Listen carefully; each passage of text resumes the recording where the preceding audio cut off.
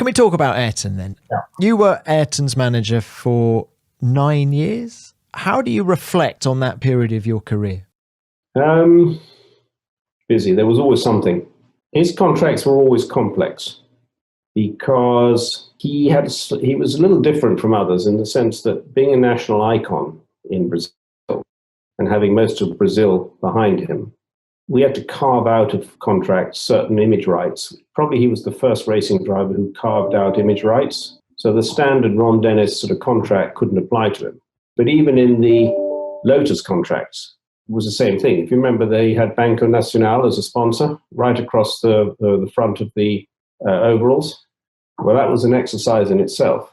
So it was different. How demanding was he? Very, very demanding, but very interesting. I mean, I got along with him very well, and he was, highly intelligent.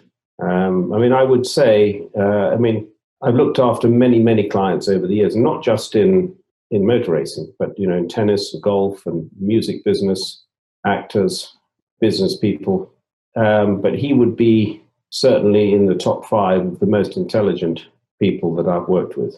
He, as you know, had a degree in business administration, university. He then sort of stopped at university, but he was extremely switched on business-wise. And in those days, I don't know if you recall, remember the yellow A4 pads? Yeah. Yeah.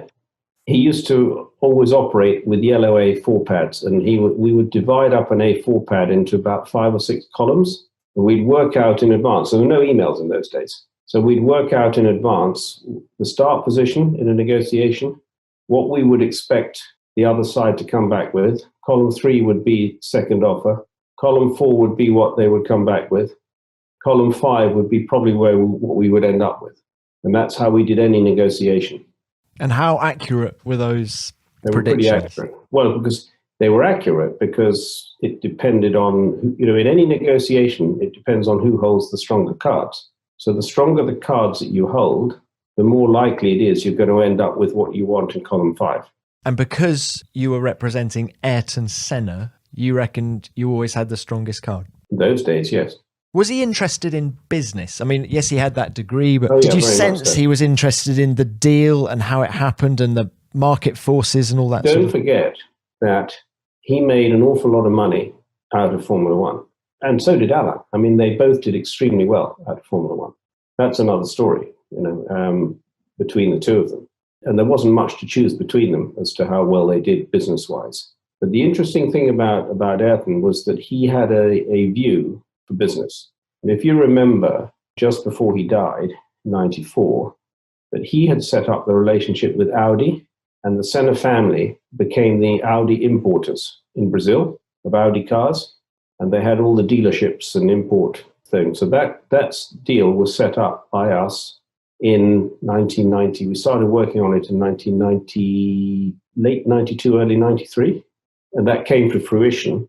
And even after he died, the family did extremely well. And in fact, in the end, what happened was that they, can't remember exactly the split between Audi and the Senna family, but anyway, in the end, Audi decided to had their own production plant in Brazil, their own factory.